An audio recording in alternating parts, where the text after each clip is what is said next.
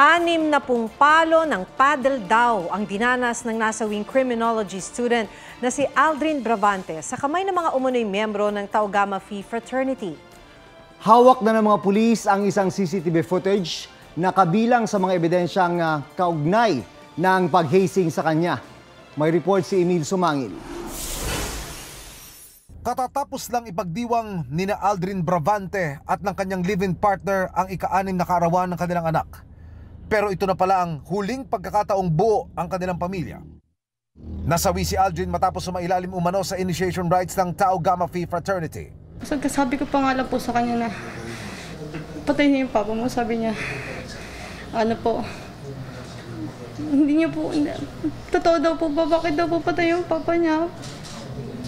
Bakit sino daw po pumatay sa papa niya? Tingin ng ama ni Aldrin na pilitan lang si Aldrin na sumama sa initiation rites. Wala po kaming dahilan para sumali siya sa ganon kasi gagraduate na po siya. OJT na po siya.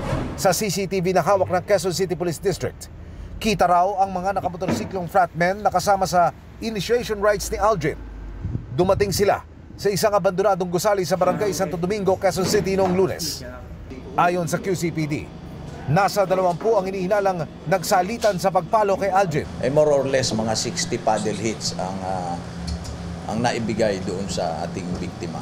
At tama, more or less mga 2 hours yung initiation rites na nangyari. Sa kanyang death certificate, nakasaad na blunt impact injuries in lower extremities ang cause of death ni Aldrin.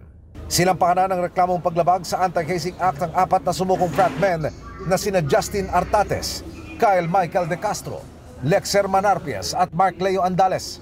Sinusubukan pa rin ng GMA News na makuha ang panig pero kahapon ay tumanggi na silang magbigay ng pakayag. Patuloy naman naming sinisikap na makuha ng panig ang pamunuan ng Tau Gamma Phi Fraternity PCCR chapter pero walang humarap sa amin kanina. Ang eskwela ni Aldrin na Philippine College of Criminology handa raw makipagtulungan sa investigasyon. Yung fraternity po na involved ay hindi po nagpa-recognize sa amin. They will be facing expulsion proceeding. We have a zero tolerance against hazing po. Klaro po yun sa mga estudyante.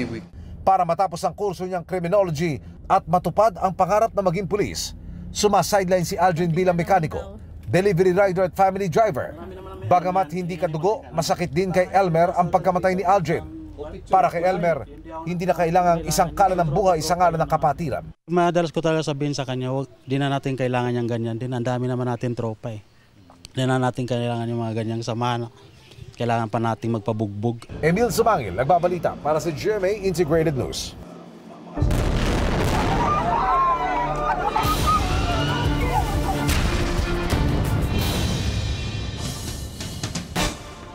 Sinisi ni US President Joe Biden sa grupong Hamas ang airstrike sa isang ospital sa Gaza City na kumitil sa buhay ng hindi bababa sa 500 individual.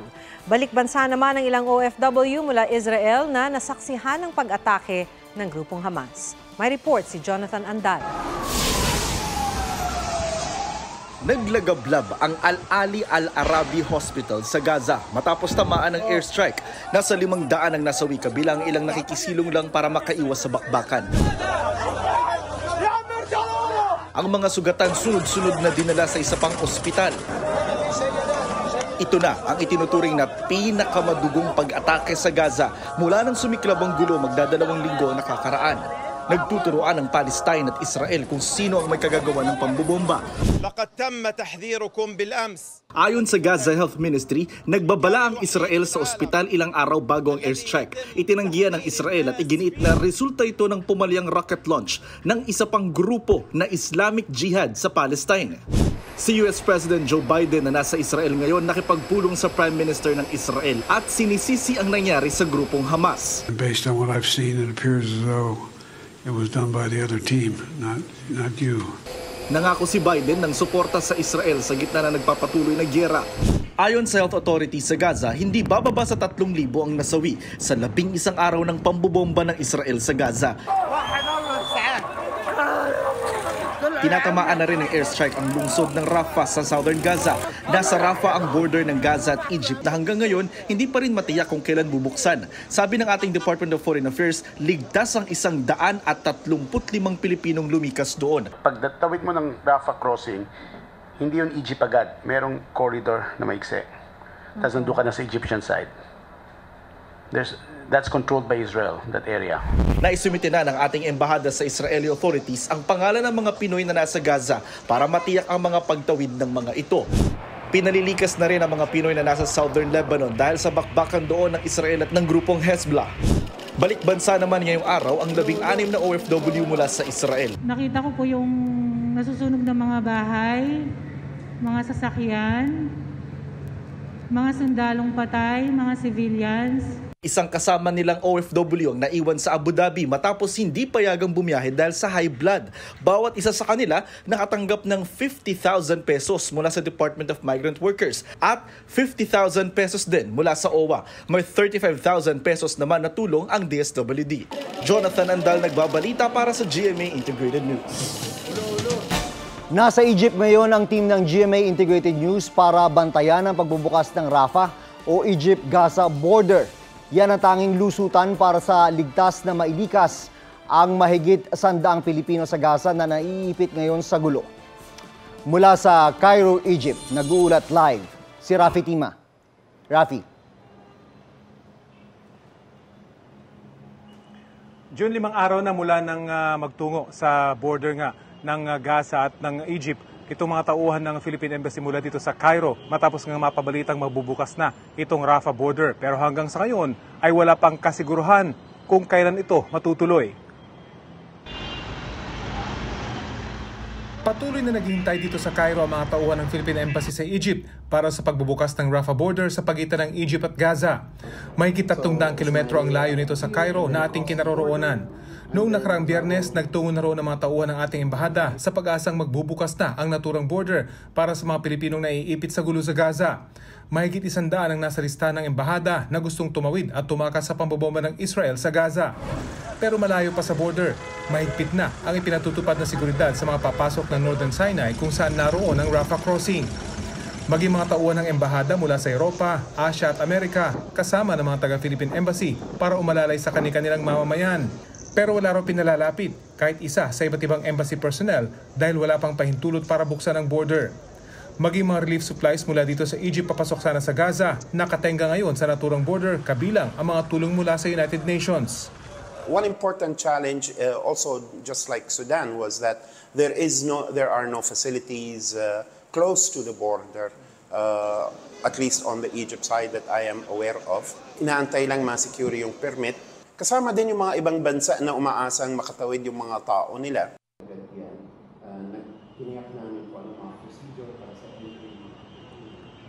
June, magiging masalimuot ang pagtawid nitong mga Pilipinong stranded dyan sa may Rafah crossing, yung mga nasa may Gaza side dahil pagka nagbukas ito ay tiyak na magiging magulo daw. Posible maging magulo yung border crossing dahil sa dami ng mga naiipit dyan ng iba't ibang nationalities. Kung kaya't isa sa mga posibilidad ay mga Egyptian authorities na mismo ang susundo sa mga nationalities dyan mismo sa border at dadalhin sila sa mas malapit na syudad dito sa loob na ng Egypt para maiwasan yung mga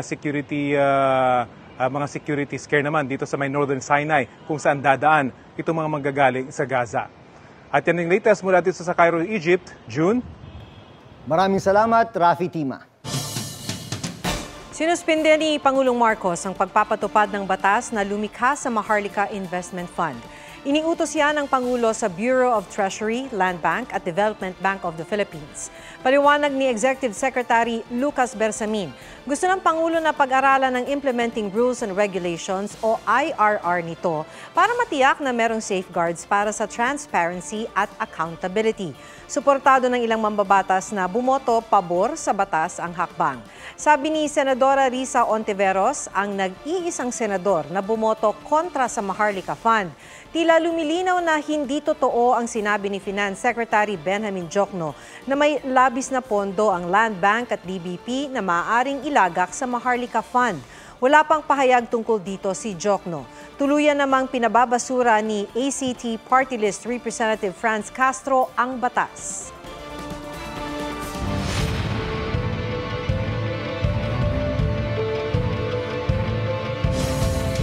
Bukas na ang simula ng pangangampanya ng mga kandidato para sa barangay at sangguniang kabataan elections.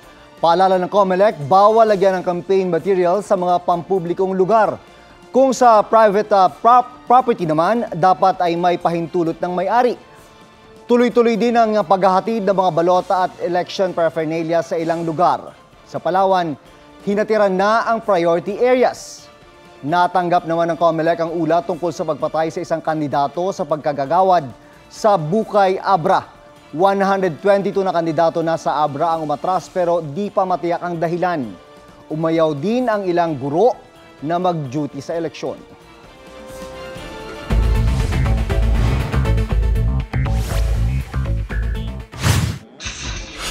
Panukalang Education Pathways Act o K-10+2, pasado na sa House Committee on Basic Education and Culture.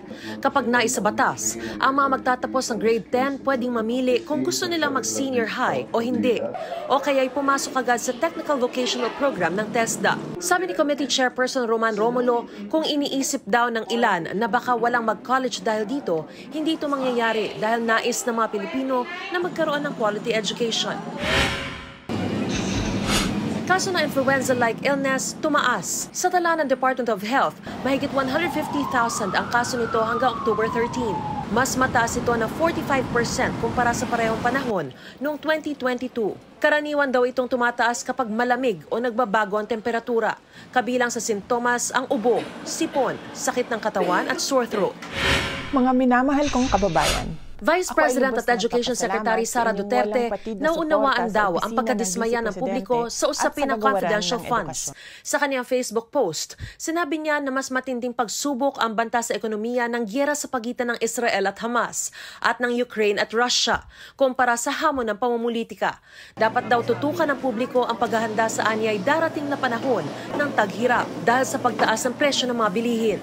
Hindi rin daw ito ang panahon para manira at mamulitika dahil malayo pa raw ang susunod na eleksyon. Mariz Umali nagbabalita para sa GMA Integrated News.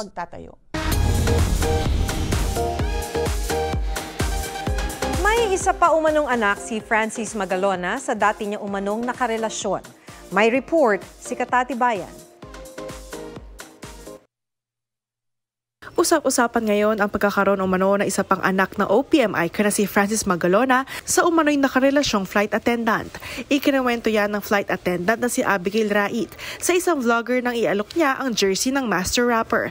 Kasama niya rin sa video ang anak na si Gail Francesca na si Francis M. daw mismo ang nagpangalan. Nakuha rin daw ni Gail ang mga talento ni Francis M. Sa ngayon wala pang komento tungkol dito ang pamilya Magalona.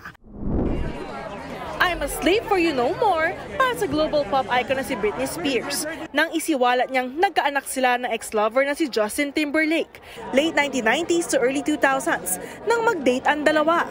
Nagbunga raw ang kanilang pagmamahalan pero hindi natuwa si Justin. Bukod daw kasi sa masyado pa silang bata, nasa peak din sila ng kanilang career. Mutual daw ang desisyong palaglag ang bata. Pero kung si Britney raw ang masusunod, ayaw niya sana itong gawin dahil gusto na niyang magkapamilya sa fellow pop star. Wala pang pahayag kaugnay rito ang kampo ni Timberlake. Katati Bayan nagbabalita para sa GMA Integrated News. Himas rehas ang dalawang matinik umanong carnapper sa Cavite na nakatangay ng nasa 40 motorsiklo. Narito ang aking spot report.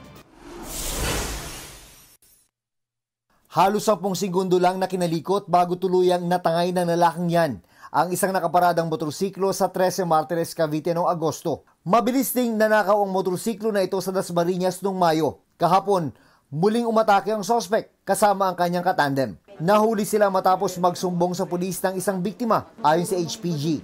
Nasa 40 motorsiklo ang nanakaw ng dalawa sa Cavite. Sir, nagbebenta lang po kami, sir. Kukunin po namin sa mga nagnakaw, tapos ipapasa din namin, sir. Base sa aming interview, inamin nila na meron pa silang mga kapakat o mga kagrupo na tumitira dito sa Cavite. Sasampahan ng kaso ang mga sospek. Nasawi ang isang 3 taong gulang na bata matapos masagasaan ng truck sa Viraca, Tanduanes. Ayon sa ina ng biktima, hindi niya napansin na sumunod sa kanya ang anak nang lumabas siya sa kalsada. Nagkaareglo na raw ang magkabilang panig. Humingi ng pasensya sa pamilya ng biktima ang truck driver. Patindi ng patindi ang bakbakan sa hardcourt sa men's basketball ng NCAA Season 99. Wagiang Mapua University kontra Arellano University sa final score na 79-65. Dahil dyan may 7 panalo at 1 talo ang Mapua Cardinals na nanunguna pa rin sa team standings. Nakamit ng Colegio de San Juan de Letran ang unang panalo nila ngayong season matapos talunin ang San Sebastian College Recoletos 86-71. Sa Biyernes, unang magtatapat ang Benil Blazers at Ayak Generals. Sunod dyan ang laban ng San Beda Red Lions at San Sebastian Golden Stags. Mapapanood ang laro live sa GTV. Naka-livestream din yan sa social media accounts ng GMA Sports at NCAA. Ito yung hugot. Para sa mga naranasan ng iwanan. Baka makarelate kayo sa susunod naming ibabalita. Tako, masakit na nakakalungkot. Pero nakakatawa rin. Nakakatawa rin. Dahil ang lalaking iniwan ay konduktor na hindi nakasampa sa sarili niyang bus. Pusuan na yan sa report ni Oscar Oida. Minsan talaga, kahit ang taong araw-araw mo nang kasama, matitiis kang iwanan na lang bigla. Tila ganyan ang tagpo sa kwentong ibinahagi ni Jimwell Hilo Danaitan. Ang konduktor ng bus, no choice but to wonder. Iniwan ba naman kasi siya ng kasama niyang driver? Sabay na bumaba si Jimwell at ang konduktor para sana idiskarga ang bagaheng dala ni Jimwell. Pero akala ng driver, pasahero lang ang bumaba. Kaya hindi pa man nakukuha ang bagahe, umandar na ang bus. At naiwan si mamang konduktor. Tulad mong iniwan din, si kuya naghabol pa raw. Pero ang bus, mabilis ang takbo kaya hindi na inabutan. Pero di lahat ng nangiiwan tuluyang naglalaho dahil bumalik ang bus para sa konduktor nito. At nakuha rin ni Jimwell ang kanyang bagahe. Nainis man daw, laugh trip na lang ngayon ang konduktor at driver sa nangyari. Isang kwento ng pangiiwan na nagmulat sa kanila sa halaga ng isa't isa. Oscar Oida, nagbabalita para sa GMA Integrated News. At yan po ang State of the Nation. Ako si Maki Pulido para sa mas malaking misyon. Para sa mas malawak na paglilingkod sa bayan sa ngalan ni Ato Maraulio. Ako si June Veneracion mula sa GMA Integrated News. Ang News Authority ng Pilipino.